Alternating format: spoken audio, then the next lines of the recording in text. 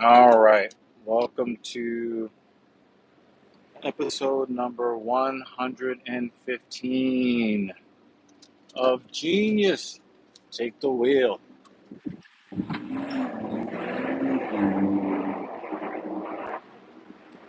I am your host, Dr. Evil Genius. I just spent a lot of time in the gym, working really, really hard. And I have to say that I'm very proud of what I was able to accomplish today. Absolutely. Um, I can, I had a rough night. I had a rough night physically. I had a rough night psychologically. Didn't go to bed with the greatest feelings, and I went to bed after 3 a.m.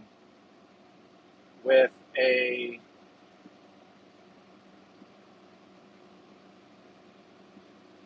alarm time of 7:10. I hit the snooze button a few times. But anyway, a little bit of a backdrop. You guys know from episode 114, this hasn't been a good week for Dr. Evil.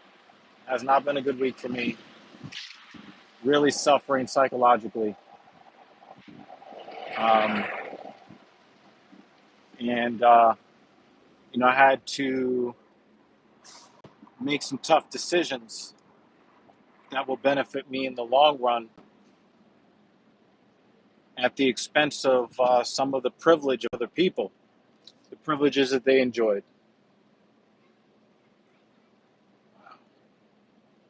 Um,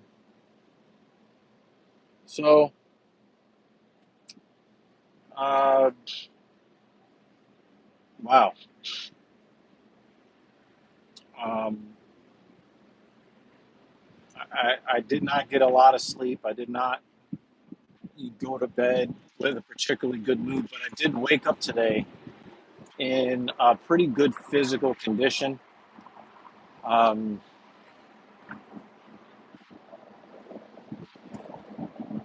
um, and I really did not expect a whole lot from myself, but once I got through the first working set on the leg press today, still at 405 pounds, um, and still 4 sets of 9, and I'll explain in a second why I stayed there.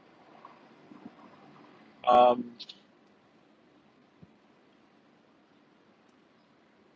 my pace was quicker. I didn't feel as drained after the first, after the second warm up set. I didn't feel bad after the first working set. And as I just kept working through, I was like, oh, I'm actually doing pretty good today. My focus was incredible today. Um,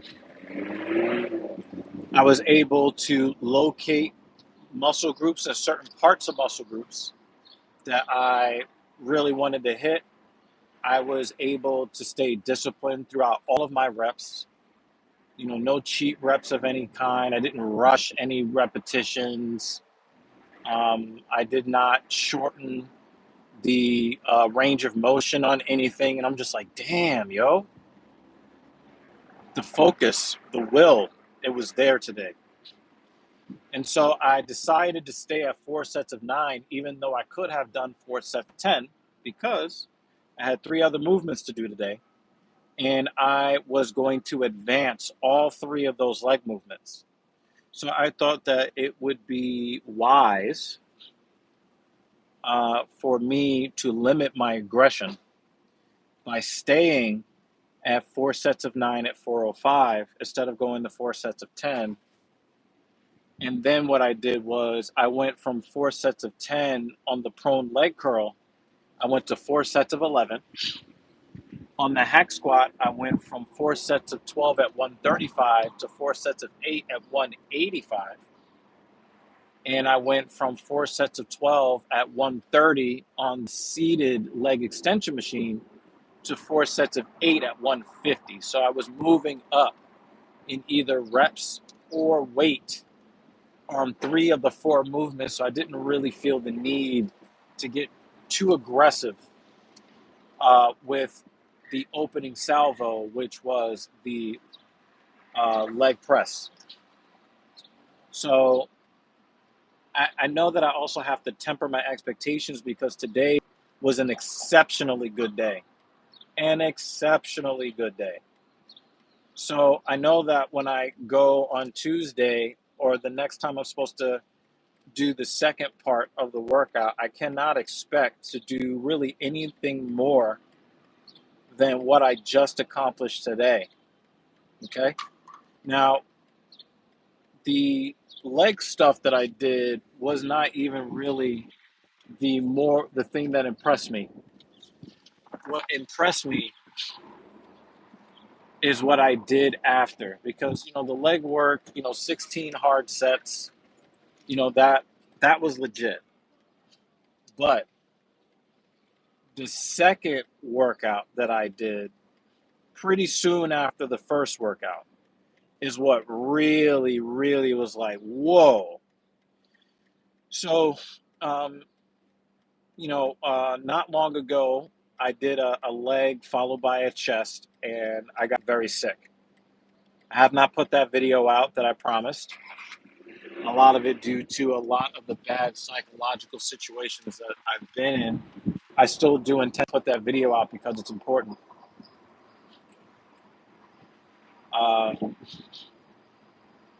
But today, it just so happens that chest and legs fell on the same day. And guess what, guys? Not only did I feel very healthy hitting the legs today, but on the chest, I was tasked with doing the incline first and the flat second.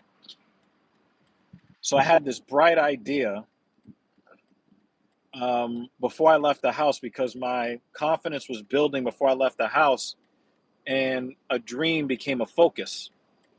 And so I started to really think about it, and I was just like, well, I've been doing a lot of barbell work, and I did do barbell work just 3 days ago, not 4 days ago, because of some physical issue that I had where I did not want to risk injury or sickness. So I pushed my chest day a day further, but then the next chest day I kept on the same schedule. So normally I do chest every 4th day. This time this was on the 3rd day. So I was tasked with hitting the incline first, and I could not believe because I really did struggle the last time I did incline, and I was tasked with 4 sets of 7 repetitions at 185 pounds. Well, today, the way that I was feeling, I was just like, wow, I can get off 8 reps with no myo rep. I felt so strong. It's like, damn, I probably could have done 9, but let me chill out. It was almost easy to get the next ladder rung up on the incline Smith machine, and I got a really good pump from it. And I'm like, wow, fresh incline, I'm good. But then I thought, you know what, I'm not going to do barbell today. I am actually going to attempt something today that I've never attempted before, which is more than 1 repetition of the dumbbell chest press at 100 pounds. Can you say happy birthday to my friend Wasif? Hello, hi there, Al Shamdi. How you doing today? And hello to your friend. Thank you for joining the stream today. I appreciate you. So I hit that 185 32 times total in a way that I just never thought that I would.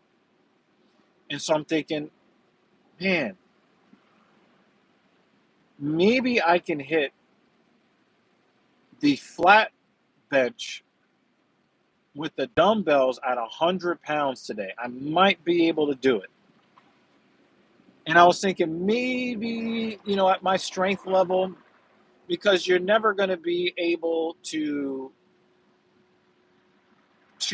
dumbbell chest press as much as you can barbell bench press. And since I've been working at 205, I was like, well, maybe, 100 in each hand, that's 200 pounds. It's really, really close to my working weight on the bench press. Maybe I might be able to get 3, maybe 4 repetitions. Maybe. Dudes. I had somebody take video of me, and I fully intended to stop at 4 repetitions. I was like, nah, son, I'm going to hit this 5.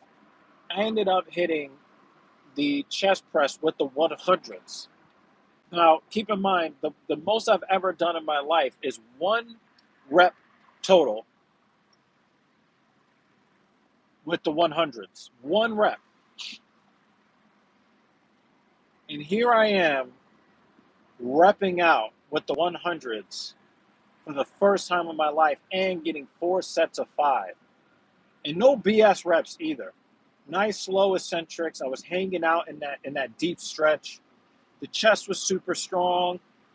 I hit 4 sets of 5 with the 100s. Then I dropped down to the 75s and hit 4 sets of 10.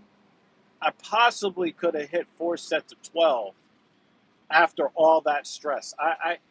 And the pump in my chest. Oh my God. Oh my God, the pump. And it's crazy because I really haven't been having a good time in life. I really haven't. And there's just something about today. And I know that I'm not going to have it like this every day. I know that there are going to be days that it's going to be like I'm going to have bad days. You guys that have been watching this stream over the past few months, you guys know what it's like when I have bad days in the gym. You guys have also seen me have a couple of good days as well. This was above and beyond any of the good days. And I'm really hoping that, again, I'm going to go join the TSP broadcast, Filthy Casual MMA Watch Party. The link is in the description if you want to go check out my wife. She's currently sitting in for me while I'm sitting in this heavy traffic doing this live stream. She's doing the other live stream on the podcast channel, helping me out and covering the UFC fights that are going on right now, I believe, in Saudi Arabia. I think this is the first Saudi card. So if you guys are into MMA, check out my wife. She's standing in for me right now, hosting the show. The link to my podcast channel, the Talk Is Your Podcast, is in the description.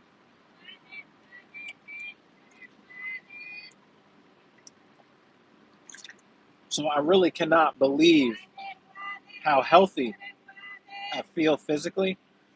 I feel a lot healthier mentally than I was feeling before. I'm feeling a lot healthier than I did before.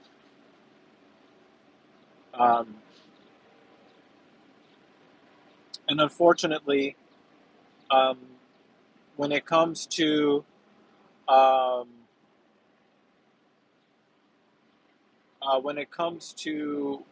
one of the things that I had to do to kind of like jolt myself back to life, I had to cut off a relationship with somebody that I cherish, that I have deep feelings for, that I've had deep feelings for over 20 years.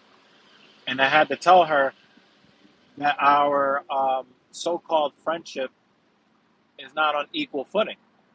And I don't think that, she means to like take advantage of, a guy's affections. I don't really, it's possible that she could be that way, but I don't think that she's that way. Um, I'd but what it boiled down to is we did not feel the same about each other. And in order for me to regain some sort of self-respect, I had to let that so-called friendship go. I mean, it was a friendship on her end because she was getting a lot. She got the support that she needed from me on demand. But the kind of support that I would want from her, she's not interested. And she has every right to not be interested. But I also have the right to reserve what I have to offer to women who, are freely giving of what they have to offer that I value. And I had to make a very, very tough, painful decision. And I already feel less emotional and psychological pressure. And so, sometimes cutting the people out of your life that's done nothing wrong to you that you love, sometimes is necessary.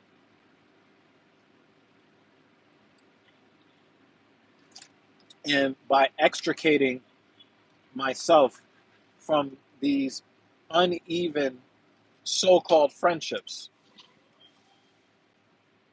it opens up space in my life to allow people into my life that will reciprocate in the same way on a similar wavelength. And so, guys, I'm going to continue to keep letting you guys know platonic relationships with women that you are attracted to will not and cannot work for you. You will lose. Guaranteed. There is no way that you can win.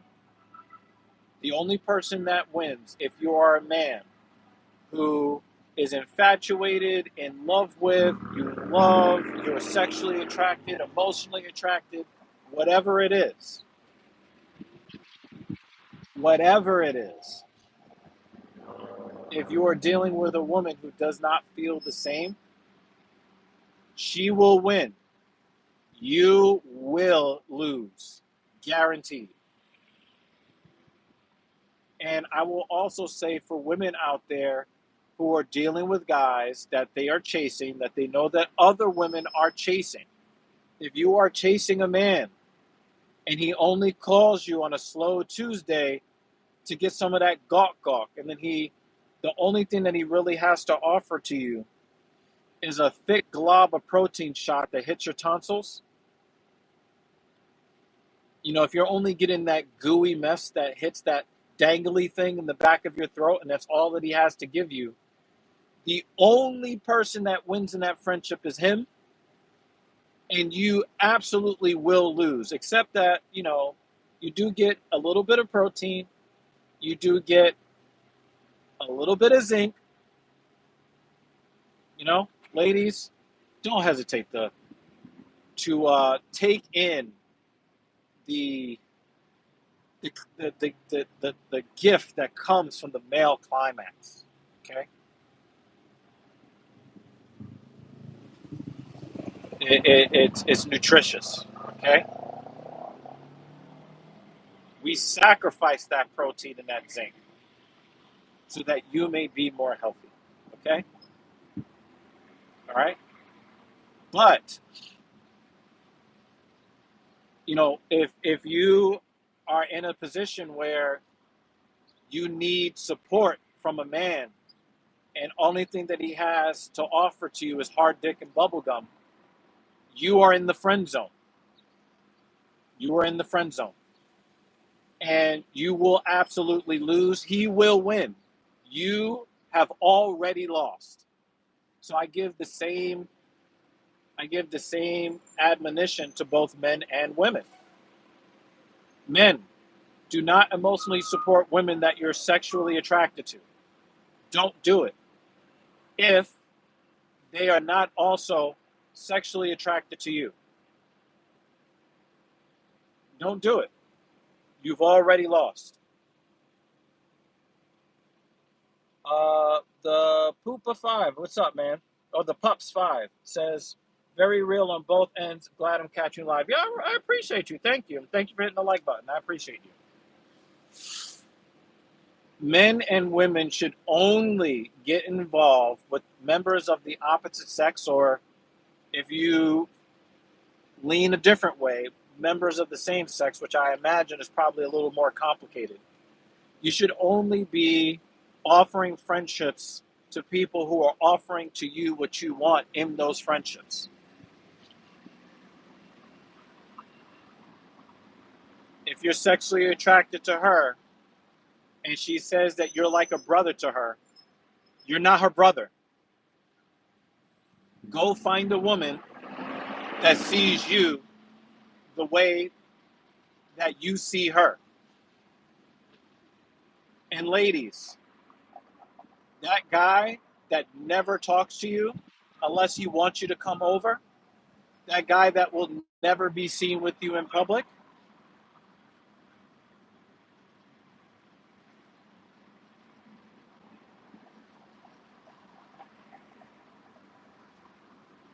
get used to the fact that you're never going to get out of that situation. That version of the friend zone, you're never going to get out unless you press the eject button yourself and leave them alone. And, the thing is that when you let these uneven dynamics go, it frees you up for dynamics that actually are mutually beneficial. And I think that that really should be everybody's focus in life. A lot of us guys played the simp fool in high school for girls that really did not recognize our existence on planet Earth. But you got to learn somehow, guys. You got to learn somehow. And the sad part is that the person that I had to let go, man, I've been in love with this woman for more than 20 years.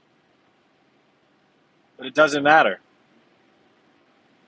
Because, and the crazy thing is, and this is one of the things that kind of woke me up to the fact that I was being a simp. She was talking about how lonely she is, and it's like, there's a man in your house that pumped 4 babies into you. Why is he not helping you with your loneliness? Why are you going to a guy that you have no interest in to service you in that way? I think it would be more fair for her if the man that she is servicing, the way he wants to be serviced, he should then serve her the way that she needs to be serviced. He should support her emotionally. He should be her source of masculine energy that makes her feel whole and supported and protected and safe. Not some guy that she doesn't really care about. I mean, she does say that she cares about me dearly, but how dearly can you really care about somebody that you have not called or texted in 3 years? And this is no knock on her. This is just a reality. If I was on her radar and she really valued me, I would get calls and texts from her all the time. Right? She would be letting me know in no uncertain terms on a regular basis how much she values me, but she doesn't. And that is no knock to her. I am not entitled to her attraction, attention, affection, value. I'm not entitled to that. But here's the thing, guys. Because society is very good at telling us all the things that we do not deserve from women. And they are right. They are correct. But what society is not telling you is all the things that women are not entitled to from you, including the women that you love and cherish and care dearly for. They are not entitled to your non-sexual attention. They are not entitled to your provisioning. They are not entitled.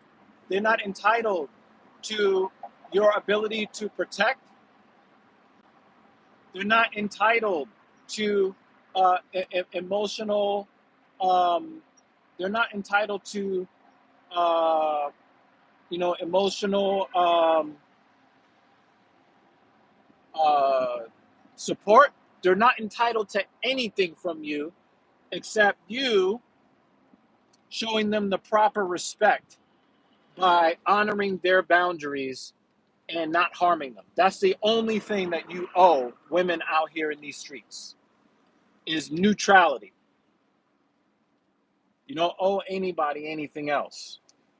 Anyway, I'm up out of here. You guys already know. If you believe that you're a strong person, you're absolutely correct.